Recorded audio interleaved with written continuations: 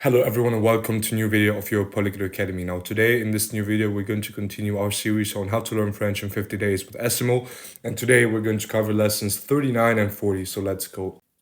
So today we're going to talk firstly about lesson 39, and as always you're going to have a dialogue, so please listen to the dialogue twice and then we can continue. Here's the dialogue for lesson 39. 39e leçon. Le 7e art. La France possède une longue tradition cinématographique et le 7e art est bien vivant aujourd'hui. Malgré toutes les plateformes de diffusion et tous les autres supports disponibles, beaucoup de gens vont 2 ou 3 fois par semaine au cinéma. Et les metteurs en scène et comédiens français sont très appréciés par le public. Le choix de films est énorme. Comédie, aventure, policier, dessins animés, etc. Naturellement, il y a aussi beaucoup de films étrangers dans les salles obscures, qu'on peut voir en version originale ou en version française, c'est-à-dire doublée. 2 rendez-vous annuels sont indispensables pour les cinéphiles. Le Festival de Cannes, avec sa Palme d'Or, et la Soirée des Césars. Ces prix récompensent le meilleur du cinéma de l'année, notamment le meilleur film et le meilleur scénario. La semaine dernière, des millions d'amateurs en ont suivi la cérémonie de clôture. Ils ont vu la maîtresse et le maître de cérémonie présenter les prix aux gagnants. Et maintenant, le moment que nous attendons tous, le César du meilleur metteur en scène. Cette année, il est attribué à Michel Bonneau pour Commencer sans moi. Essayant de rester décontracté, le gagnant répond « Merci. Je n'ai jamais reçu un prix de la mise en scène, mais je suis étonné car je n'ai pas tourné un seul film depuis 20 ans. » C'est justement pour ça que le jury vous donne cette récompense, mon cher Michel. So did you understand most of it, or at least the most important parts of the dialogue? I hope so. In case that you maybe would like to know the translation of some of the new expressions or of some words, then here's the translation of this lesson. So it's the 39th lesson and the title is The Cinema. France has a long cinematographic tradition and the seventh art is truly alive today.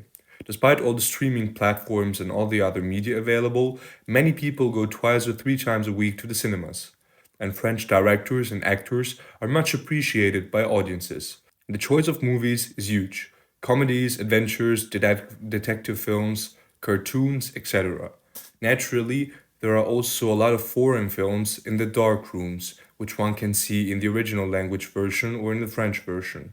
2 annual get-togethers are indispensable for movie movers: the Cannes Festival with its Golden Palm and the César evening.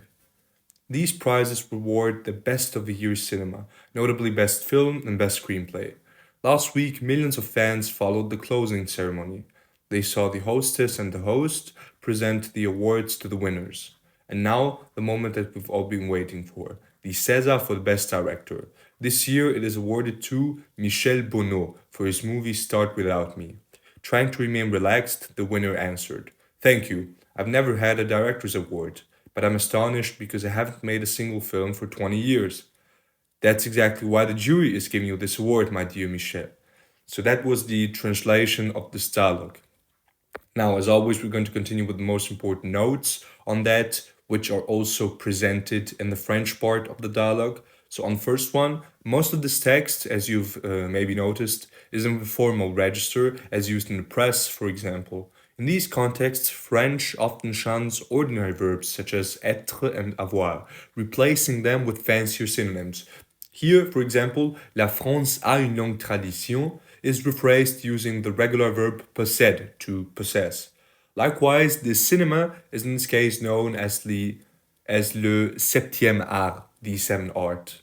This tendency to upgrade simple concepts can be disconcerting at first, but it soon becomes a familiar trope, and that is also the case with lots of different French expressions that are also used in everyday life. On the second note, la diffusion comes from the verb diffuser, to diffuse, but more commonly to spread or broadcast. This noun is used in terms such as la diffusion vidéo, streaming, and la baladodiffusion, podcasting. These are relatively new coinages that have certainly not replaced important terms le streaming and le podcasting in everyday speech, but are still used. On the third note, here's a good example of how nouns are derived from verbs. In this case, from the verb mettre, to put, we get un metteur en scène, literally a putter in stage, a film director or a stage director, and la mise en scène means direction.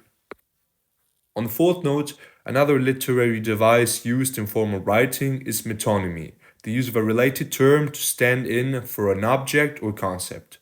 Les salles obscures, the dark rooms, is in this case used, always in the plural, to mean cinemas. However, the regular adjectives for dark are sombre, the absence of light, or foncé, which is indicating any color approaching black. Here's an example. Mon nouveau pull est bleu foncé. My new sweater is dark blue. On the fifth note, we know that un rendezvous means a meeting or an appointment, as we already saw in lesson number 4, for example. But it can also be used figuratively when referring to an event attracting large numbers of people. Le salon de l'automobile est le rendez-vous annuel de tous ceux qui aiment les voitures. The motor show is the annual get-together for everyone who loves cars. Now, because the final letters on both components of this compound noun are S and Z, respectively, it does not change in the plural. So the plural of rendezvous is simply going to be rendezvous again, with a change only in the article. On the sixth note, the Latin and Greek origins of French are evident in many everyday words. Here, for example, we have the suffix phile from the Greek philos, friend.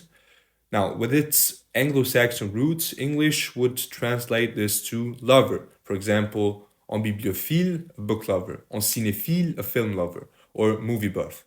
Now, the opposite suffix is phobe from phobos, fear. An aquaphobe, someone who is scared of water, for example. These types of words are not considered formal. However, they still have a formal origin, so to say. On the seventh note, suivi is the past participle of the group 3 verb suivre, to follow.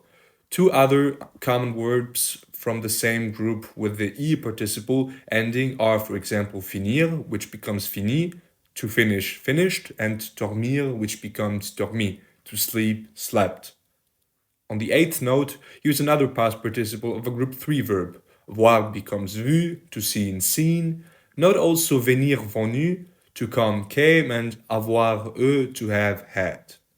Now finally, on the last note for today, note number 9, introduced in lesson 23, note 9, the present participle of all 3 verb groups ends in en.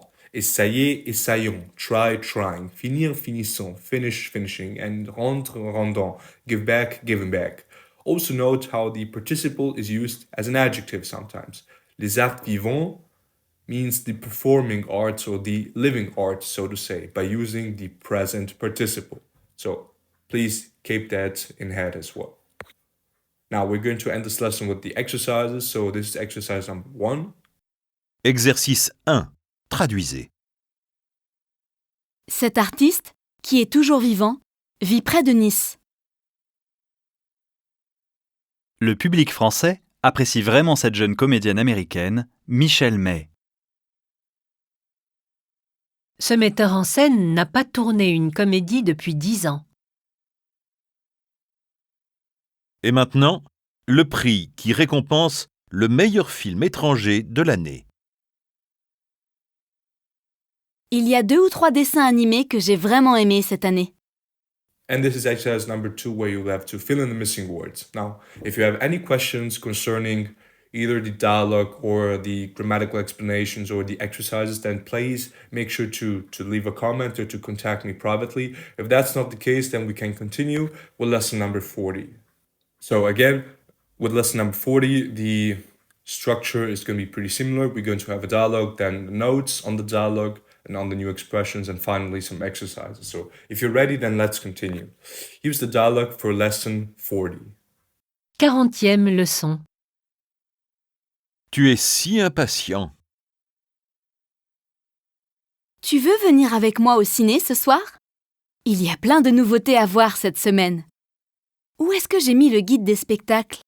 Je l'ai perdu? Non, le voici. Regarde, L'étranger du Nord, c'est le dernier film avec l'acteur russe que tu aimes bien. Bof. J'ai vu la bande-annonce. Je déteste les films d'action et, en réalité, je n'aime pas trop cet acteur. Fais un effort. Bois ton café et aide-moi à choisir quelque chose. Je l'ai bu. En fait, j'en ai déjà pris 3 ce matin. As-tu une autre proposition de film? Le Vieux-Port. L'action a lieu dans le sud de la France. J'ai entendu de bonnes critiques. Ah non, il est nul ce film. Autre chose? Une comédie musicale? Non, ce n'est pas vraiment ton truc. Si, j'en ai vu une, entre l'Est et l'Ouest, et elle m'a plu. À quelle heure sont les séances au multiplex du centre commercial? Dans quelle salle passe le film? Il y en a une douzaine. Il faut d'abord faire la queue ici pour avoir le tarif étudiant. Comment? Tu n'as pas pris les billets à la billetterie en ligne? Non, je suis bête. Je n'y ai pas pensé. J'ai horreur d'attendre. Allons prendre un verre quelque part. So, did you understand the most of it, or at least the main message of the dialogue, the content of it? Well, I hope so. In case that you would like to know meanings or the meaning of some words, then here's the translation of the dialogue. So it's the 40th lesson, and the title is You're So Impatient. Do you want to come with me to the flicks this evening? There are lots of new things to see this week. Where did I put the entertainment guide? Did I lose it? No, here it is. Look, this Stranger from the North, it's the latest film with the Russian actor you like a lot. Yuri Khan? I've seen the trailer. I hate action movies, and in reality, I'm not too keen on that actor. Make an effort, drink your coffee, and help me to choose something. I've drunk it. In fact, I've already had 3 this morning. Have you got another film to suggest? The Old Port? The action takes place in the south of France. I've heard good reviews. Oh no, it's a dreadful film. Anything else? A musical comedy? No, it's not really your thing. Oh, yes, it is. I saw one between East and West and I liked it. What time are the showings at the multiplex in the shopping center? Which screen is showing the movie? There are around 12 of them. You first have to queue here to get the student rate. What? You didn't get tickets from the online box office? No, I'm silly. I didn't think of it. I hate waiting. Let's go have a drink somewhere. So this was the translation of the dialogue. Now, continuing on, here are the notes. So on the first one, in this lesson, we come across 2 sets of group 3 verbs with their past participles. Mettre mis and prendre pris, along with perdre perdu and boire pu, entendre entendu and also plaire plu. More details are going to be shown in lesson 42. On the second note, we saw the adjective étrangère, foreign, in lesson 39. The noun is identical, un étranger, une étrangère. It has 2 meanings, a foreigner and a stranger, the latter derived directly from French. The context should make the meaning clear. For example, la légion étrangère, the foreign legion. Now please don't confuse the adjectives étranger and étrange, strange. Quelle question étrange? What a strange question. So please keep that in mind as well. On the third note, dernier and dernière means both last, as we already saw in lesson 14, and latest. Once again, context is key because le dernier film de l'acteur can mean the actor's last film if he made no more movies or is deceased, and the actor's latest film, meaning their most recent performance. If in doubt, ask a movie buff or simply Google the name to get a more precise answer. On the fourth note, the familiar register in this lesson is in sharp contrast to the formality of the previous one. For example, the one-word exclamation buff is a concise, idiomatic way of expressing indifference. It can be translated in several ways. Qu'est-ce que tu penses de ce film? Buff. What do you think of this movie? Not much, mais, whatever, etc. On the fifth note, another familiar usage is nul, on line 8. After a noun, the word literally means nil or null or void. But in idiomatic language, it indicates that the thing or person being described is useless, worthless, terrible, etc. Cet acteur est nul. That actor is terrible. Now, being an adjective, nul écrit with its noun. So if we would have a feminine case, then you would say cette actrice est nulle with L and E to the end. So keep that in head as well. On the sixth note, un truc, a thing, lesson 30, note 1, is used in the same way as in English to express something one likes or is keen on. Ce n'est pas mon son leur truc, it's not my, his, her, their thing. Le sport, c'est son truc, he, she is into sports, or sports is so to say his thing. or her thing. On the seventh note, we know that si means both if and so, as we already saw in lesson 32, note 1. It can also be used like oui when contradicting a negative statement, thus performing the same function as the repetition of the auxiliary in English. Il n'aime pas le chocolat, si. He doesn't like chocolate, yes he does. Now to add extra insistence, the word is repeated. Si, il l'adore. Oh yes, he does, he loves it. On the eighth note, the suffix eri, already seen in lesson 25, can designate any place serving a specific function. En billet, une billetterie, so a ticket to a ticket office, or une huile, une huilerie. An oil, in this case vegetable, etc., and an oil mill or factory. So please look for root word and you can already work from here. On the ninth note, une bête, the origin of beast, means an animal or a creature. As an adjective, it is used colloquially to mean silly or idiotic. Ton idée est bête, your idea is silly. A useful expression in response to an acceptable suggestion is ce n'est pas bête. Nous allons vendre notre voiture. Ce n'est pas bête. We're going to sell our car. That's not a bad idea. And now finally on note number 10, un verre, a glass, as we already saw in lesson 24, 9, 12, is used socially in the expression prendre un verre, to have or get a drink. Tu veux voir un film ou aller prendre un verre? Do you want to see a movie or go for a drink? So please, if you would know this idiomatic expression, then it would boost your vocabulary. Now, I hope that you understood the notes. As always, if you have any questions, just write them in the comments. Now we're going to conclude this lesson with the exercises. So this is exercise number 1. Exercice 1. Traduisez. Il y a de la pluie sur l'est et le sud de la France aujourd'hui, et du soleil sur l'ouest et le nord. Pour avoir le tarif étudiant, il faut attendre. Mais j'ai horreur de faire la queue. Ma femme joue au tennis. Moi, le sport, ce n'est pas mon truc. Faites un effort. Buvez votre café et aidez-moi à choisir un film. Votre femme m'a dit que vous n'aimez pas le chocolat. Si, je l'adore. And this is exercise number 2 where you will have to fill in missing words. Now, if you have any questions or whatsoever, then as always, feel free to contact me. And as always, thanks for joining in.